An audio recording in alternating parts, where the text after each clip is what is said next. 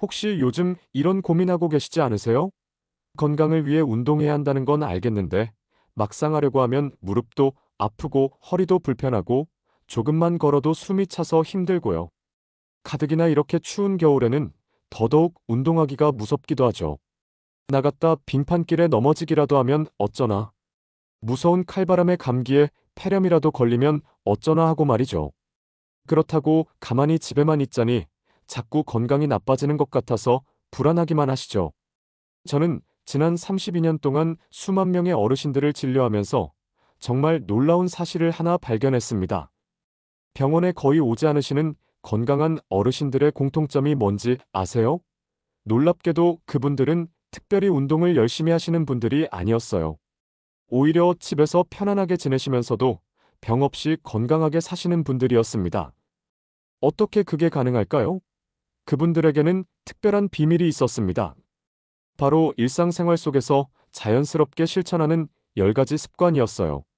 이 습관들은 격렬한 운동보다 훨씬 쉽고 집에서 누구나 할 수 있으면서도 과학적으로 검증된 놀라운 효과가 있습니다.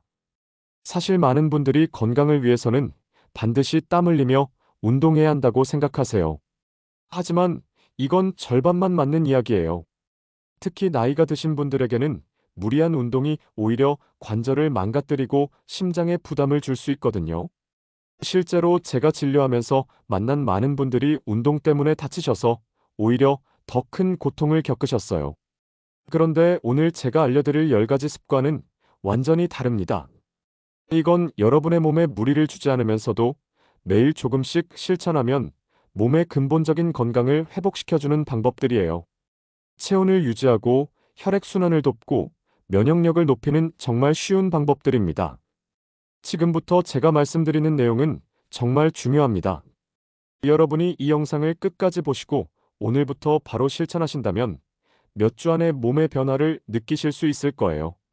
병원에 가는 횟수가 줄어들고 약을 먹는 양도 줄어들 겁니다. 무엇보다 자녀분들에게 부담 주지 않고 스스로 건강을 지킬 수 있다는 자신감이 생기실 거예요. 그러니 지금 이 순간만큼은 다른 생각 다 내려놓으시고 여러분의 건강을 위해 집중해 주세요. 그리고 이런 소중한 정보를 놓치지 않으시려면 구독 버튼 꼭 눌러주시고요. 주변에 이런 고민하시는 분들이 계시다면 이 영상을 꼭 공유해 주세요. 여러분의 공유 한 번이 누군가의 건강을 구할 수 있습니다. 제가 얼마 전에 만난 김태임님 이야기를 들려드릴게요. 올해 73살이신 김태임님은 평생 성실하게 사셨어요. 젊었을 때는 공장에서 일하시고 결혼하신 후에는 자식 셋을 키우시느라 밤낮 없이 일하셨죠. 그렇게 바쁘게 사시다 보니 건강 챙길 시간이 없으셨대요. 70이 넘어서야 비로소 시간적 여유가 생겼는데 그때부터 몸이 이상하다는 걸 느끼기 시작하셨어요. 아침에 일어나면 온몸이 뻐근하고 특히 무릎과 허리가 너무 아프셨대요. 계단 오르내리기가 힘들어서 외출하는 것조차 두려워지셨고요. 김태임님은 걱정이 되셔서 병원에 가셨어요. 의사 선생님은 운동을 하라고 하셨죠. 그래서 아침마다 공원에 나가서 걷기 운동을 시작하셨어요. 처음에는 그래도 할만했는데 며칠 지나니까 무릎이 더 아프기 시작하더래요. 그래도 건강을 위해서는 참고 해야 한다고 생각하셔서 계속 걸으셨대요. 그런데 한 달쯤 지나니까 무릎이 너무 아파서 걷는 것조차 힘들어지셨어요. 다시 병원에 가니까 무릎 연골이 많이 닳았다고 인공관절 수술을 고려해야 할 수도 있다고 하시더래요. 김태임님은 정말 충격을 받으셨어요. 건강해지려고 운동했는데 오히려 더 나빠진 거잖아요. 그때부터 김태임님은 정말 혼란스러우셨대요. 운동은 해야겠는데 무릎은 아프고 그렇다고 가만히 있으면 건강이 더 나빠질 것 같고요. 텔레비전이나 인터넷에서는 온갖 건강 정보가 쏟아져 나오는데 뭐가 맞는 건지 도통 알 수가 없으셨어요. 어떤 사람은 매일 10,000보씩 걸으라고 하고 어떤 사람은 근력 운동을 하라고 하고 또 어떤 사람은 요가나 스트레칭이 좋다고 하고요. 김태임님은 이것저것 다 해보셨어요. 헬스장도 등록하고 요가 학원도 다녀보시고 수영도 해보셨죠. 하지만 결과는 늘 비슷했어요. 처음 며칠은 괜찮은데 조금 지나면 어디가 아프기 시작하고 결국 그만두게 되는 거예요. 그러면서 자책감도 드셨대요. 내가 의지가 약해서 못하는 건가? 나이가 들어서 이제 아무것도 못하는 건가 하는 생각들이요. 더 힘들었던 건 경제적인 부담이었어요. 헬스장 회원권, 요가 학원비, 수영장 이용료, 운동복과 운동화까지 사고 나니 한 달에 수십만 원씩 들어가더래요. 그런데 효과는 없으니까 돈만 버린 것 같아서 속상하셨죠. 게다가 병원비도 계속 나가고 무릎 치료받느라 물리치료도 받으시고 약도 먹으시고요. 자녀분들도 걱정을 많이 하셨어요. 특히 큰딸분이 어머니가 너무 힘들어하시는 걸 보고 마음이 아프셨대요. 뭔가 도움을 드리고 싶은데 어떻게 해야 할지 몰라서 답답하기만 하셨고요. 김태희님은 자녀들에게 부담 주기 싫어서 괜찮은 척 하셨지만 혼자 계실 때는 눈물이 나오셨대요. 밤에 잠도 잘 못 주무셨어요. 무릎이 아파서 뒤척이시다가 겨우 잠들면 새벽에 화장실 가려고 일어나시는데 온몸이 뻣뻣해서 일어나기가 너무 힘드셨대요. 그러다 보니 잠도 부족하고 낮에는 피곤해서 아무것도 하기 싫으시고요. 이렇게 지내시던 어느 날 김태희님은 정말 심각하게 고민하셨어요. 이대로 계속 살아야 하나? 앞으로 10년, 20년을 이렇게 아프고 힘들게 살아야 하나 하는 생각이 드셨대요. 그때 김태희님의 마음속에는 깊은 절망감과 두려움이 자리 잡고 있었습니다. 사실 김태희님만 이런 상황에 처하신 게 아니에요. 제가 진료하면서 만난 수많은 어르신들이 비슷한 경험을 하고 계세요. 그런데 왜 이런 일이 일어나는 걸까요? 문제는 우리가 믿고 있던 건강 상식들이 사실은 잘못된 정보였다는 거예요. 첫째로, 많은 분들이 건강을 위해서는 반드시 격렬한 운동을 해야 한다고 믿으세요. 매일 만 보씩 걸어야 하고, 땀을 뻘뻘 흘려야 하고, 근육이 아플 정도로 운동해야 효과가 있다고요. 이게 젊은 사람들한테는 맞는 말일 수 있어요. 하지만 나이가 드신 분들에게는 완전히 다른 이야기예요. 우리 몸은 나이가 들면서 자연스럽게 변화합니다. 관절의 연골이 닳아서 얇아지고 근육의 탄력성이 떨어지고 뼈의 밀도도 낮아지죠. 이런 상태에서 무리하게 운동을 하면 어떻게 될까요? 오히려 관절에 무리가 가고 근육이 손상되고 심지어 골절의 위험까지 있어요. 실제로 연구 결과를 보면 70대 이상 어르신들이 과도한 운동을 했을 때 부상 위험이 젊은 사람들보다 3배 이상 높다고 합니다. 특히 무릎 관절염, 어깨 회전근개 파열, 허리 디스크 같은 질환들이 많이 발생하죠. 그런데도 많은 건강 프로그램들이 이런 위험성을 제대로 알려주지 않아요. 둘째로, 건강 보조식품이나 영양제를 많이 먹으면 건강해진다는 믿음도 큰 문제예요. 요즘 텔레비전 광고나 홈쇼핑을 보면 온갖 건강 보조식품들이 나오죠. 관절에 좋다는 것, 혈액순환에 좋다는 것, 면역력에 좋다는 것까지요. 하지만 진실을 말씀드리면 이런 제품들의 효과는 과학적으로 확실하게 증명된 게 많지 않아요. 오히려 너무 많은 영양제를 한꺼번에 먹으면 간이나 신장에 부담을 줄 수 있어요. 특히 여러 가지를 섞어서 먹으면 서로 상호작용을 일으켜서 부작용이 생길 수도 있고요. 제가 진료하면서 만난 어떤 분은 한 달에 50만 원씩 건강 보조식품을 사드셨어요.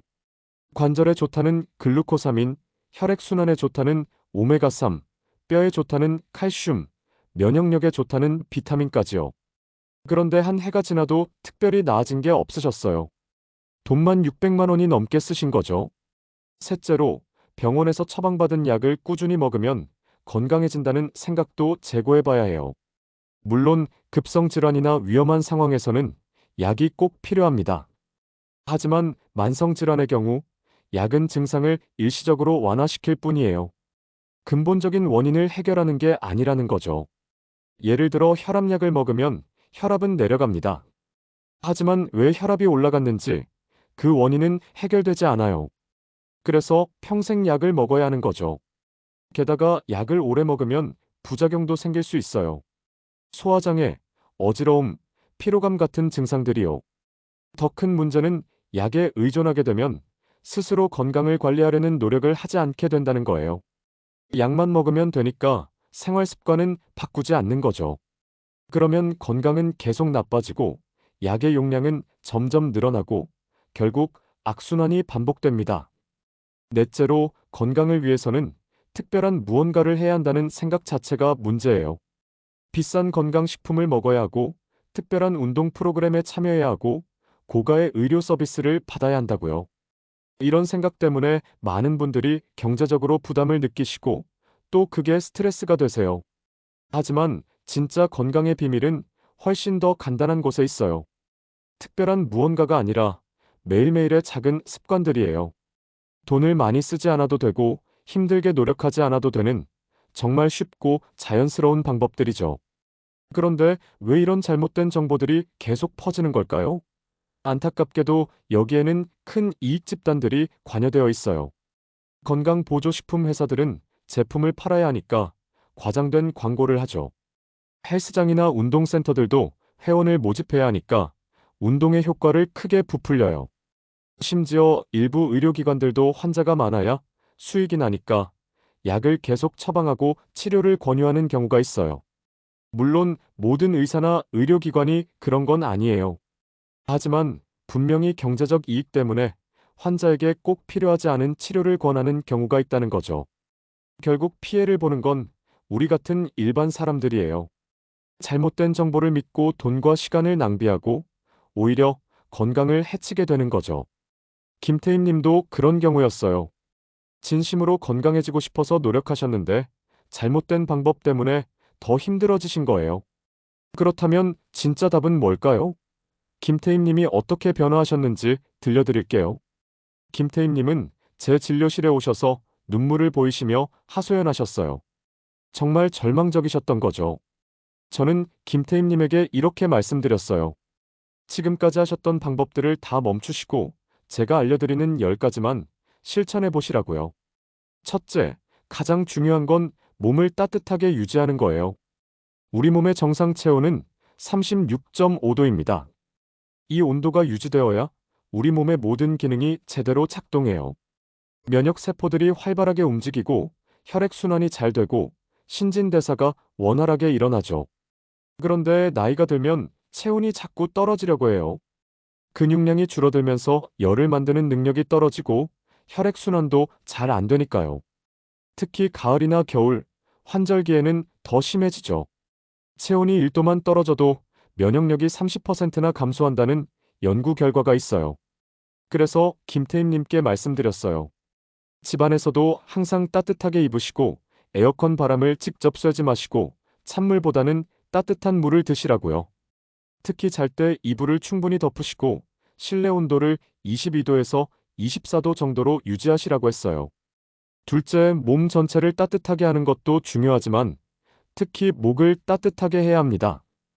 우리 몸의 주요 혈관들이 목을 통해 지나가거든요. 뇌로 가는 혈관, 심장에서 온 혈관, 팔로 가는 혈관까지 모두 목을 거쳐요.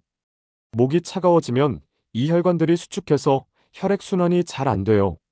그러면 뇌에 산소와 영양분이 충분히 공급되지 않아서 두통이 생기고 집중력도 떨어지고 어지럼증도 생기죠. 심하면 뇌졸중의 위험까지 있어요. 그래서 저는 김태임님께 항상 목도리나 스카프를 하시라고 권했어요. 여름에도 에어컨 바람이 직접 목에 닿지 않도록 얇은 스카프라도 두르시고 겨울에는 당연히 두꺼운 목도리를 하시라고요.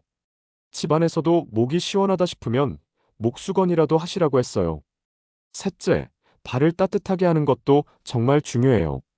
우리 속담에 머리는 차갑게, 발은 따뜻하게 하라는 말이 있잖아요. 이게 정말 과학적으로도 맞는 이야기예요. 발이 차가우면 전신의 혈액순환에 문제가 생겨요. 발에는 심장에서 가장 먼 곳까지 혈액을 보내고 다시 돌려받는 중요한 역할을 하는 혈관들이 있어요. 발이 차가우면 이 혈관들이 수축해서 혈액이 제대로 순환하지 못해요. 그러면 발끝이 저리고 아프고 심하면 요산이 쌓여서 통풍이 생길 수도 있어요.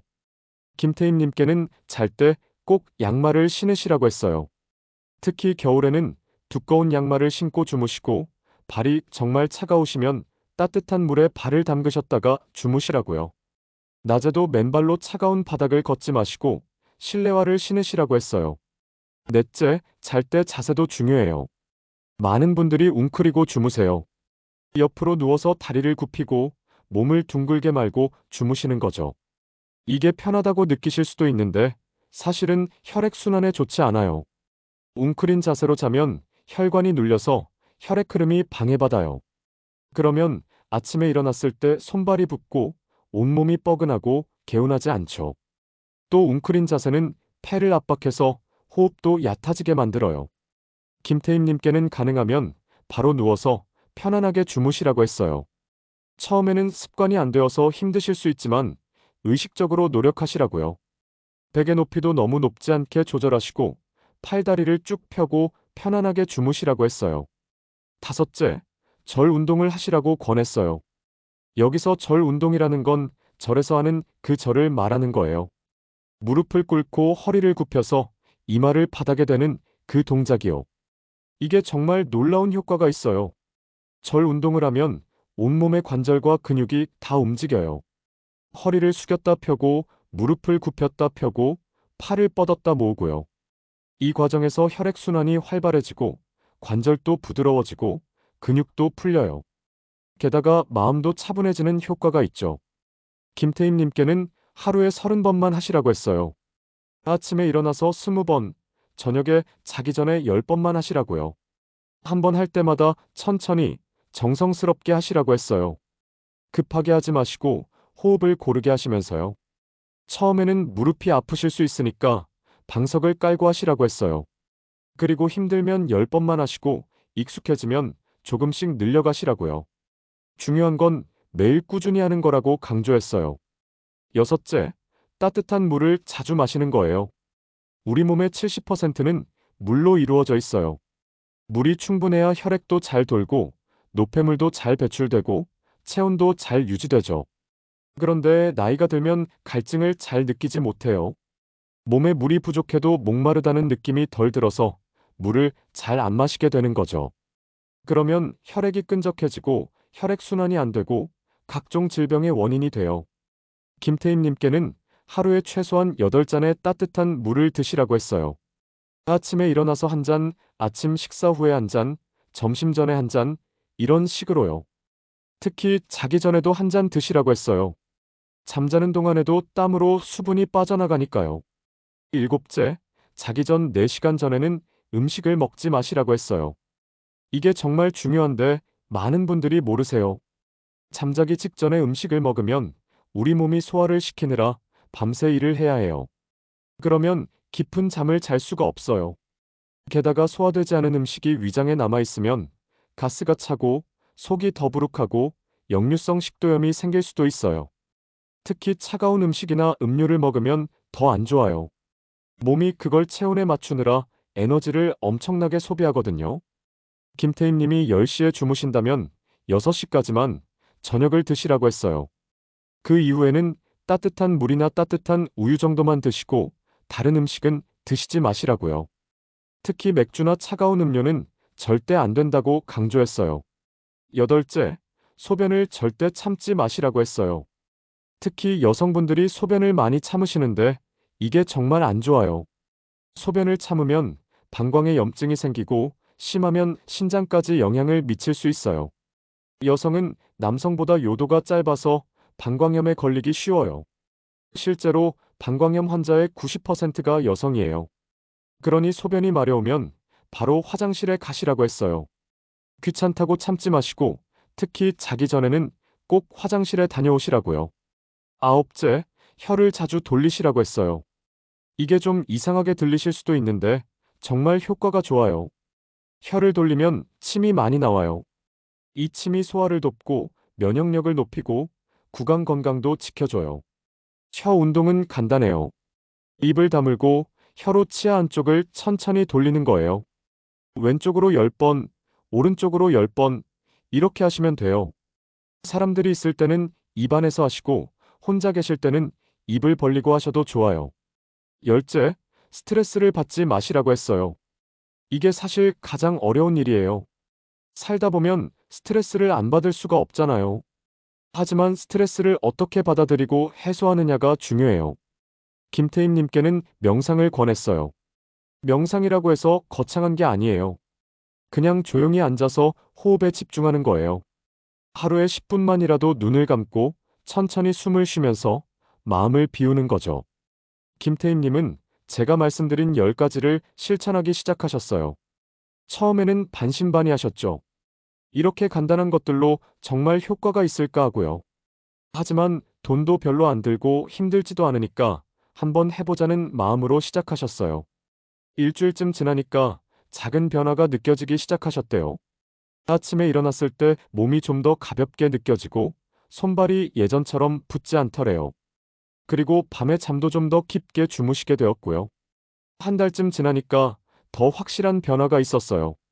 무릎 통증이 많이 줄어들었고 계단 오르내리는 것도 한결 수월해졌대요. 그리고 예전에는 항상 피곤했는데 이제는 낮에도 활기가 생기셨어요. 3달이 지나자 김태임님은 완전히 다른 사람이 되셨어요. 무릎 통증은 거의 사라졌고 아침에 일어나는 게 즐겁다고 하셨어요. 친구분들을 만나도 표정이 밝아졌다는 말을 많이 들으셨대요. 가장 기뻤던 건 병원에 갈 일이 거의 없어진 거예요.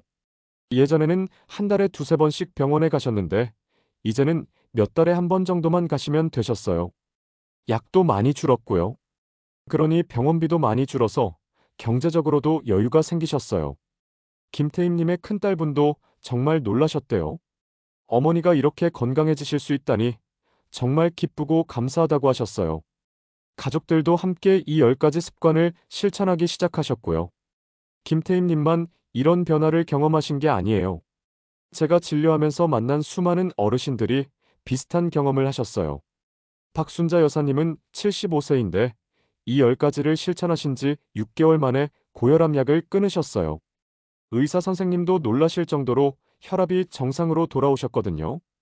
이철수님은 71살인데 평생 소화가 안 되어서 고생하셨어요.